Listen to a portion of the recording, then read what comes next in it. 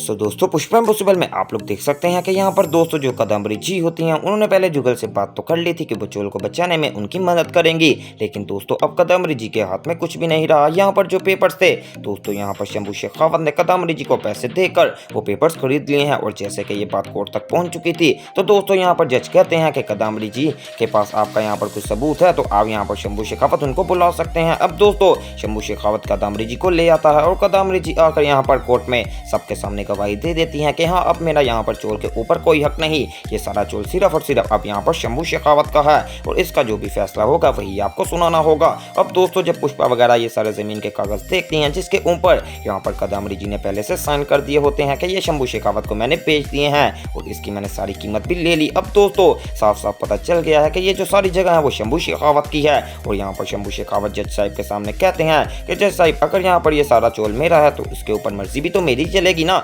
जैसा कि यहाँ पर इनका टाइम था वो पूरा हो गया है। अब आपकी मेहरबानी है कि आपको इत्तेफाक करें और यहाँ पर इनको निकाल दे। तो दोस्तों यहाँ पर जज साहब कहते हैं कि शंभू बेटा ऐसा नहीं होता, थोड़ा बहुत तो टाइम देना ही पड़ेगा, मुझे पता चल गया है कि तुम बिल्कुल राइट पर हो, लेकिन यहाँ पर थोड़ा सा इनको मैं टाइम दे देता हूँ। यहाँ पर दोस्तों अब जो जज साहब हैं वो पुष्पा को कहते हैं कि पुष्पा बखुदरा तुम यहाँ पर दोनों के पास सिर्फ और सिर्फ 14 दिन का टाइम है, 14 दिन के अंदर अंदर तुम लोगों ने यहाँ पर चोर खाली करना है और अपने आगे का बंदोबस्त कर लो, वरना यहाँ पर जो कोर्ट है वो जिम्मेदार नहीं होगी और यहाँ पर अगर ये शंभू शेखावत तुम लोगों को धक्के मार कर भी निकालेगा तो हम यहाँ पर कुछ भी नहीं कर सकते। दोस्तों बेचारी पुष्पा का मुंह बन गया है कि पहले तो कादम्बरी जी ने कहा था कि वो सारा इनका ये मामला संभाल लेंगे, लेकिन अब कादम्बरी जी ने ही जवाब दे दिया, ये तो बहुत ही ज्यादा बुरी बात है। वेल दोस्तों यहाँ पर अब जो बखुदरा है वो कहता है ठीक है जज साहब हम आपकी बात मान लेते हैं, लेकिन हमें यह देखकर दुख हुआ कि आपने यहाँ पर उनकी बात सुनी और उसकी बात पर अमल कर लिया। पहले कादम्बरी जी की तो बात सुन ले, उनको आपने यहाँ पर बस बुलाया और साथ ही बाहर भेज दिया। अब दोस्तों हो सकता है कि ये बात थोड़ी सी और बढ़े,